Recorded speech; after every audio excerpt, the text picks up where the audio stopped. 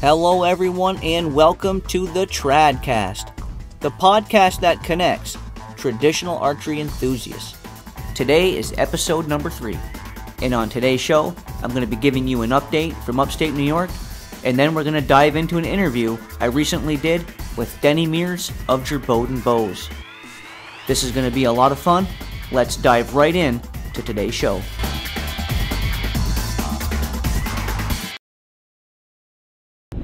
Alright everyone, welcome to today's TradCast, the podcast that connects traditional archery enthusiasts.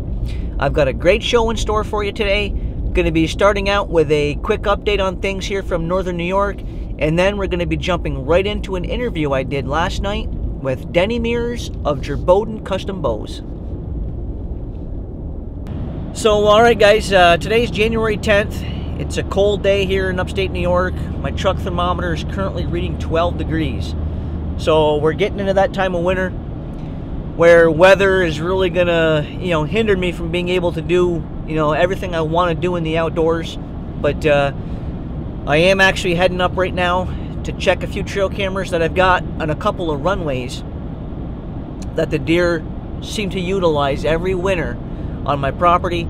This is my 4th year owning this farm up here, and what happens in the wintertime is the deer pretty much abandon my property, and they must go to a winter yarding area. But there are a couple of runways that the deer that the deer use every year in the wintertime, and that's just how they're getting through my property, traveling to and from this winter yarding area to food sources.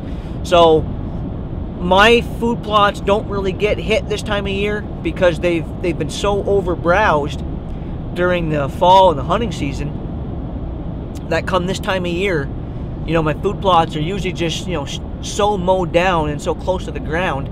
When we get, 6 inches of snow, like we have in the woods now, the deer really can't get to my food plots, and they pretty much abandon those as food sources. So, but they do still travel through on a couple of key runways. So I'm heading up there now to check a few runways, or to check a few trail cameras that I've got on a few different runways. So hopefully we've had some deer come through the last week. I still got hopes that maybe a new shooter has come through. You just never know. I mean, most of the deer should still be carrying their horns of the bucks, so I'm hoping that maybe a buck has come through. But anyways, I'm doing that. I'm also going to film another short video that I just wanted to. Actually, we got a couple of deer crossing the road here right in front of me as we speak here. A couple, look like a couple does. Yeah, a couple does just crossed the road here. But anyways, I'm going to be filming another short video today, just recapping my 3 favorite trail cameras from 2014. Of course, that comes with a disclaimer. I mean, that's of the trail cameras that I use, anyways. So that video should be on the channel by the time you're seeing this. So if that's something you want to see, scroll down through my latest uploads and you can check out that video. But I also wanted to give you an update on my whip longbow. I did get it in the mail. It showed up late Thursday afternoon. So the bow is just absolutely gorgeous. Denny did just a phenomenal job making my bow. Shoots really good. I've only been shooting it the last couple of nights here, and I'm gonna just keep shooting it every day, and keep honing in my skills with it. But tell you what, I shot both my carbon arrow setup and the cedar arrows that I had Denny make with my bow, and I shot both arrows with my new whip, and of course with my used Bear recurve, my Bear Grizzly. And hands down, I mean, I don't have a chronograph or anything, but hands down, that whip shoots significantly faster than that Bear Grizzly recurve I've got, and they're both pretty much the same poundage. So the whip certainly seems to hold up its name, at least from what I can tell. Thing is very fast, shoots very well, very smooth, very little hand shock. I don't even have any string silencers on the bow yet, and I'm not even sure if I'm going to have to. The bow is just that quiet.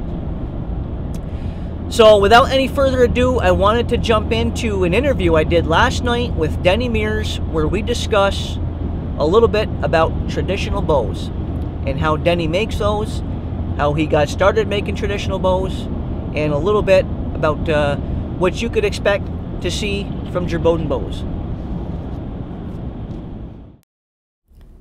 All right, ladies and gentlemen, we've got a very special guest tonight. We are joined by Denny MIRS of Jerbowden Bows. How's it going tonight, Denny? Great. Couldn't ask for any better. Probably better than I realized. How's your weather in Pennsylvania this evening? Mighty cold. Yeah, we're all snuggled in here, ready to stay warm tonight, and just kind of think about, reflect on a day of traditional shooting and building. Which is exactly why I wanted to bring you on for this evening's show. For those of you, for anybody out there who's not familiar with you, Denny, can you just explain a little bit about how you got into traditional shooting and how you started building traditional bows? Well, sure. My background was in building mechanics, anything from metal to wood, and I got involved in housing, and that's primarily what I retired from. Building and refurbishing houses and apartments, and in doing so, I got to work with my hands a lot, and with wood and things like that. And so I had a lot of nice tools and some knowledge. And I had, the thing is, a person likes to experience a passion. I think you stumble onto it, and that's kind of what happened. I like working with finishing things, like a finish carpenter, if you will. My job was to take care of apartments and rebuild them. And when I got done with it, I actually supervised the whole projects.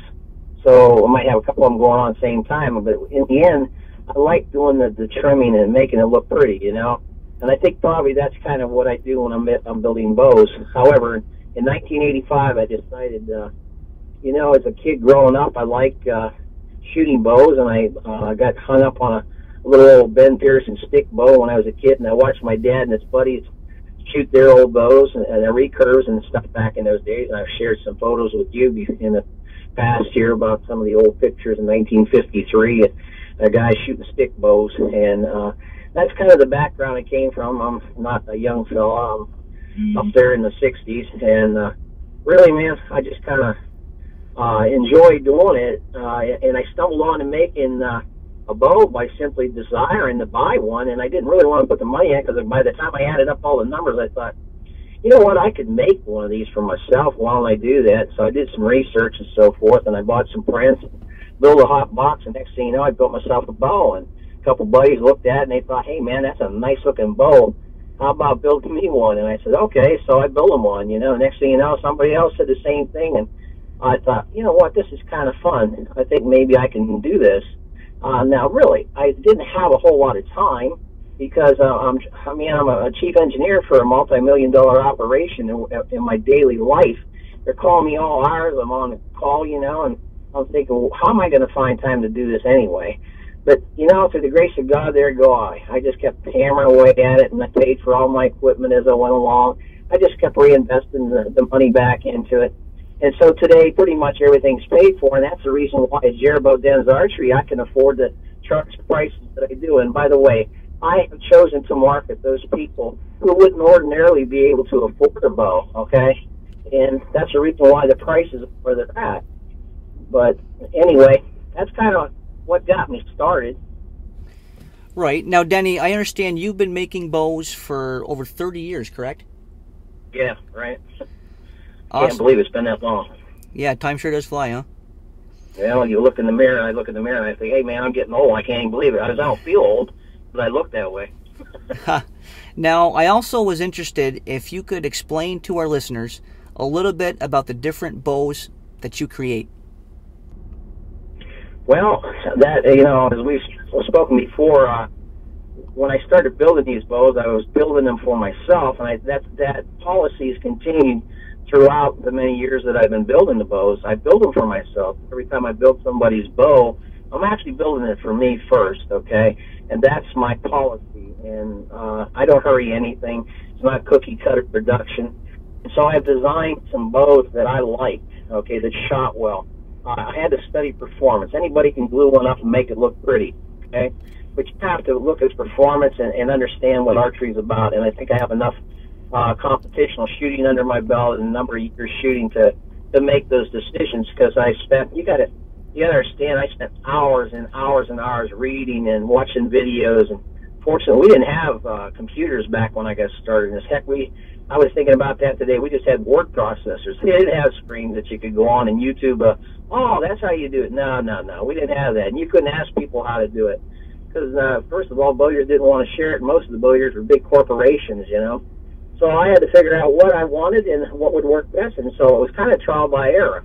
And I came up with some bows, and one of them's called the Sweet. It's a reflex deflex longbow. It's got a nice design handle. It's a large one. And underneath that, we have the Thunderstick, which I built for ladies and youth. Very priceable bow. It's very, very fair. It's a nice little reflex deflex bow. And actually, I designed that bow to be 25 to 30 pounds. Now, the Sweet's different. It's a manly bow. The Thunderstick was designed for youth and ladies, so I started out with 25 and 30 pounds, but the guys liked it so much, I think probably because it's affordable price and performance, and it outperformed what I really thought it would. But it did a great job, so it's become a very likable bow and a desirable bow for the dollar. So guys have actually bought this bow, and they're getting some good performance speeds out of it, and they're enjoying it for hunting. And the buck is right, man. I mean, you can't beat the dollar. And then they come out with a Touch of Class, which is a beautiful recurve, a very affordable bow. It's very, very custom. I won't get into that as much as I would the next two. The Whitetail Rogue, I got into building composite bows about 15 years ago. And I designed the Whitetail Rogue, which is a bamboo-backed hickory bow. However, we can use other core woods to build that bow. But that's standard wood because it's very dependable, and these come off out of the box, man, just shooting like bandits. They're very average noted speeds, 170 feet per second, and they match up with nice wooden arrows really beautifully. We do some nice tip overlays, multiple colors in the handles, and at the price that bow sells for at $350, it's pretty hard to beat. I remember a guy selling for $600 to $700 when I was coming up with that number. And last but not least, the one that's most popular today, it's all over the net, it's called the Whip. Shooting some phenomenal speeds. Actually, when I built the bow, I wasn't looking at speed. I was looking at a Mongol horse bow, or a Scythian bow, a Turkish bow, whatever you want to call it. I built one from scratch. Actually, I built about 3 of them, and I finally decided this is the bow for me. I love this bow. It's light, it's fast, it's comfortable in the hand. And I think you can attest to all the things I just said, and oh my, I thought, boy, I could make a lot of money with this bow, but that's not what my business is about. Yeah, I'm in business to make money, but I'm not out there to gouge anybody, because that's the reason why Jerbowden is different from everybody else. First of all, every bow is made for me first, and secondly, it's made for you. And thirdly, I want you and everybody else to have a chance to shoot one of my bows. That's the reason why I do it that way. Right. Now, Denny, you mentioned the whip, and for those who don't know, I actually just recently got a whip that I had Denny make for me, and it actually just arrived yesterday. And I was shooting it last night, and I shot it again a little bit today, and I'm very, very impressed with just, you know, the level of craftsmanship that Denny puts into this bow, and it shoots very, very well. It's very dead in the hand, and I'm really looking forward to many years of enjoyable shooting with my new whip. And Denny, I also wanted to touch on, a lot of guys nowadays are thinking about, you know, having a custom bow built for them. In your opinion, what are some critical factors that people need to consider when they want to have a traditional bow built for them that's completely custom? Well, I think really what it comes down, first thing I ask everybody is how much money can you afford? What is your budget? And then I go into the, well, in that price range, you're probably looking at this or that, you know. However, sometimes they have in mind really what they would like to shoot. But lots of times, the market that I'm in, most of the folks, it's a 50-50 thing. Some don't even know what it is. I have to explain how to use it more. I give lessons lots of times with the bows. I have people say, hey, if you give me lessons, I'll buy it from you. You know, and I do that. And I do that because you know, they might not ever buy a bow if I didn't get them started. I think that's what we're here for, don't you think? We're here to help each other and help newcomers come in. And that's kind of what I've been doing with it. I try to share with them, you know, what we're doing. And so when you got a newcomer that's just looking at trying to figure out what kind of bow it is, everybody wants to throw out their $600 or $800 or $900 bows at them. And that's like giving a kid an automatic weapon before he shot a single shot 410 or 22. You know, you kind of want to let them get their feet wet first. I mean, what if it's either overpowered or it's not their design, whatever? Now you've turned them off to archery and they'll never do it again. The dang thing hangs up on the wall, and I think that's the reason why a lot of them are on park for sale. Everybody's paid a lot of money for them, and they didn't really get the performance or the enjoyment out of it because they were attracted by either false advertisement or the fact that the thing looked beautiful, so therefore let's go buy it. It doesn't shoot for anything. Can't have a barn, but it sure is pretty. You know, and then the other guy goes, well, I love that bow.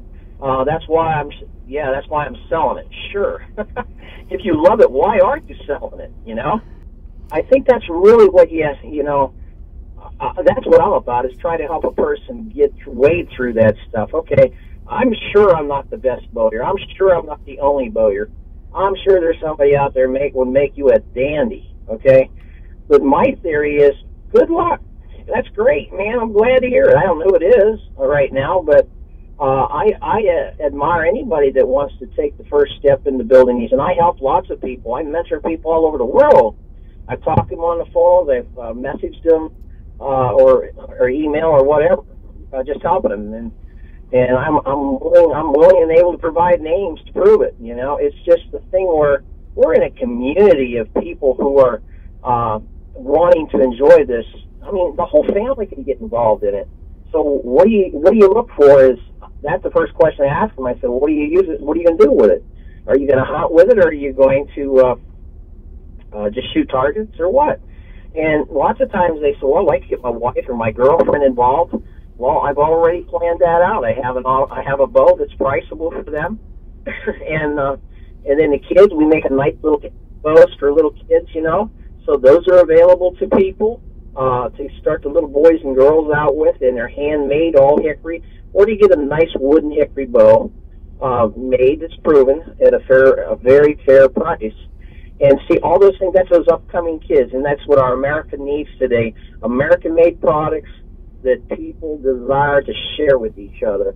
And I'm saying this, okay, if you're able to spend the money and you love the looks of the bow, it performs the way you want it. And not, by the way, not always are you able to shoot the bow. In this day and age, we buy a lot of bow online, a lot of bows and the archery equipment online without having the opportunity to shoot it. We do it in trust, and I think also that's why some people get stuck with some bows they didn't want. But more importantly, if it calls out your name and you really look forward to it every evening, it's like, man, some guy said to go to bed with it, you know. I don't know if you trade it for your girlfriend or anything, but I mean, it's just something that explains why the person just really has a passion for something, maybe a little bit God-given too, you know. I mean, it's a thing that I don't think it's obsession so much as it's just a passion, you know. Maybe you can't make one, but you'd really like to be part of that, and that's what we're all about. Absolutely. Now, another thing that I wanted to ask you, Denny, is, and I just recently dealt with this because I just recently switched from being a lifelong compound shooter to shooting a traditional bow, and one of the things that I was struggling with was, what poundage do I go with for my traditional bow? What are some guidelines or some steps that people want to think about if they're coming from the compound world and looking to get their first traditional bow? Is there any guidelines that you could recommend for deciding what poundage bow would be ideal for you? Sure. There's lots of ways the bowyers have their own little method of determining what a person should shoot in poundage and length. And you can tell me on the phone, or some guys will have you draw a handprint on a piece of paper and use that to develop the hand grip, how long a bow you want, you know, and all those questions are questions we have to ask each individual. But the more important or the basic guidelines are, what type of bow do you think you would like? And first thing, you know, you hear, I don't know. Recurve seems to be the most common term. However, as soon as they say that word, they say And I'm open to other options. Well, now it's my job to determine, well, what are you going to shoot it for? Shoot with it, you know, what do you want it for? And they say, well, I'd like to use it for both hunting and target. Have you done either? No. So now what do you tell them, okay? Well, from my own personal experience, the longbow is the easiest and the most accurate, believe it or not, in the sense of consistency. Now, I'm sure some people argue that, well, I've got some high-performance bows that I could really put up against it. Okay, fine, you could. I'm talking in general terms for the average Joe to get started, okay? A simple longbow, reflex, deflex is a compromise between a recurve and a longbow, and I make 2 or 3 of them. And I think that that's the reason why I stuck with those designs, because anybody can learn how to shoot them, okay? And when we got into the whip is a hybrid longbow. It's a horse bow. Man, that sucker's fast, and it's requires a little experience to shoot, okay? I'm not saying, as you well know, anybody can learn how to shoot it, because you're doing that.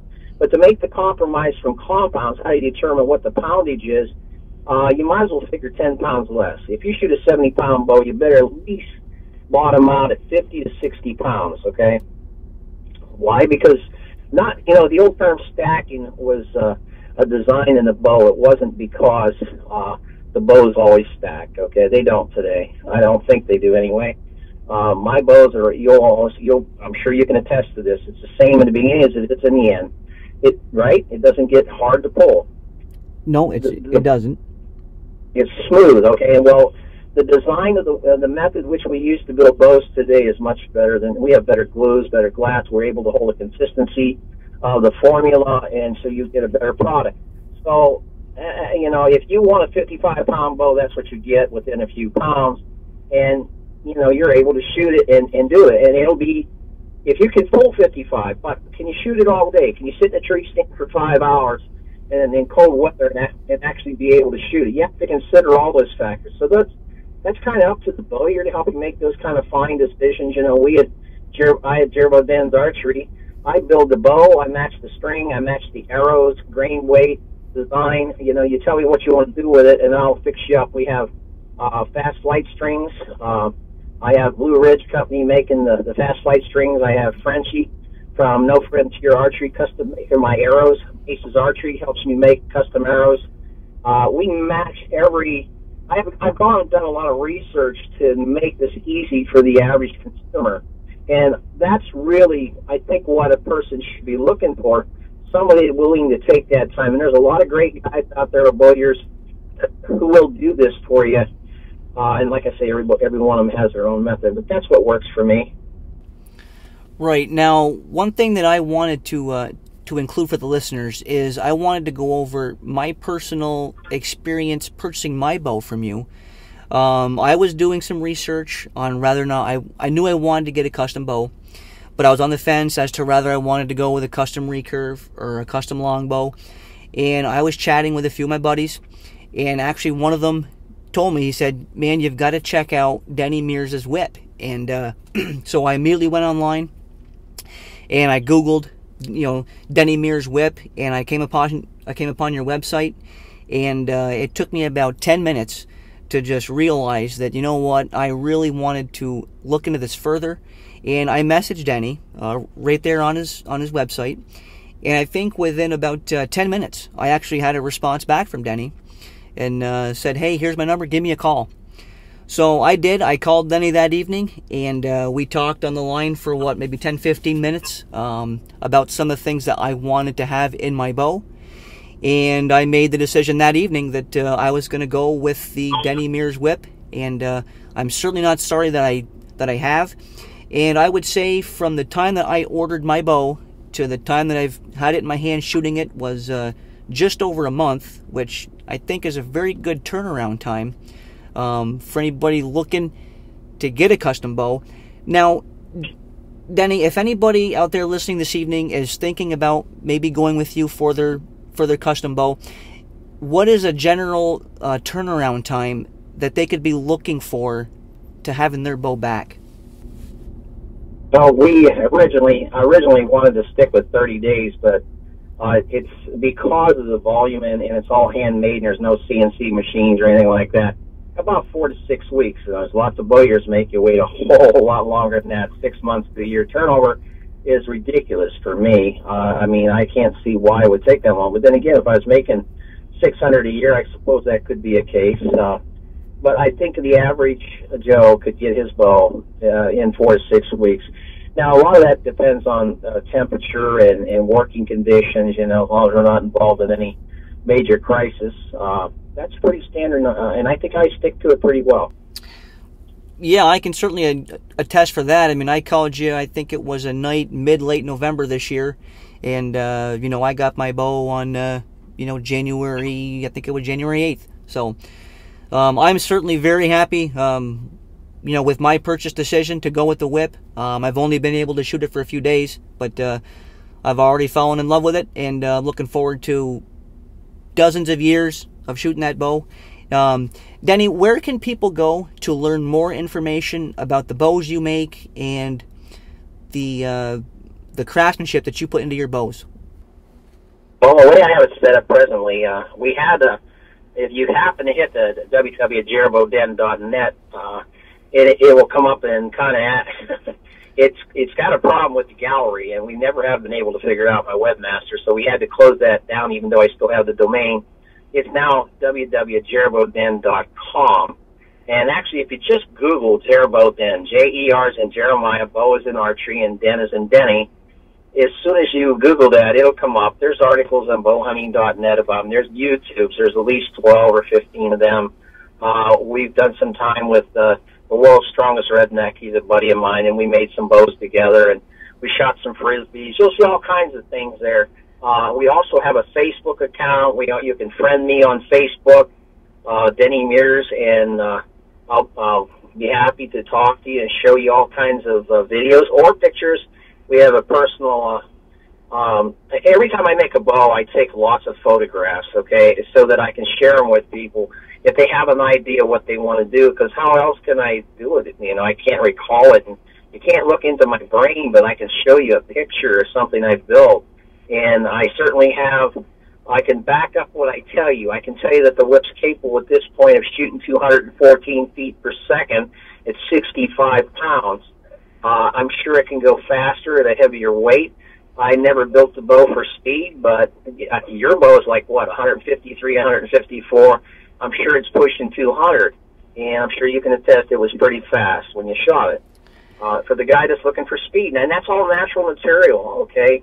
And we can do that for you, or you can settle for one of the lesser ones. Maybe speed isn't so important, although all the bows out of the box are well above 160 feet per second.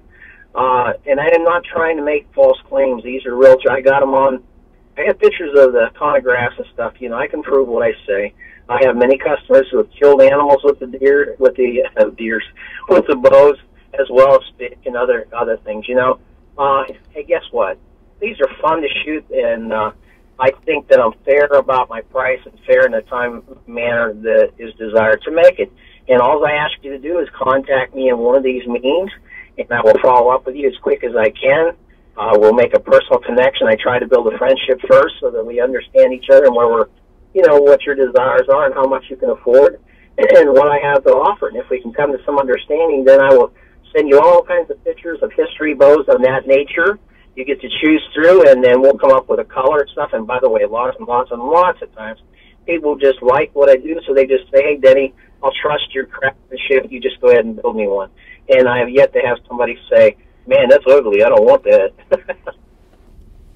Right. I mean, I know when I bought my bow from you, Denny, that's kind of the same way that you went about, you know, getting me in line to deciding which color combination that I wanted to go with.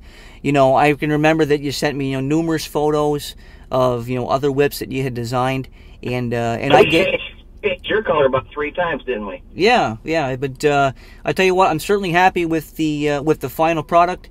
I'm very happy with my bow, and like I said, I'm just looking forward to, you know, several years of fun shooting, and I'm hoping, well, I'm not hoping, I will be getting out into the woods this fall with it for deer hunting, and I'm also hoping to turkey hunt this spring with it. So, all right, Denny. Well, I appreciate you coming on for this evening's podcast. I look forward to talking with you in the future, and we will see you at a later time. Okay, buddy. Okay. See you later, gang. Have a good evening. You too, sir. Bye-bye. All right, guys. Well, there you have it. Just a look back at my interview I did last night with Denny MIRS. I wanted to discuss with him a little bit about the bows he makes and how he got started making bows.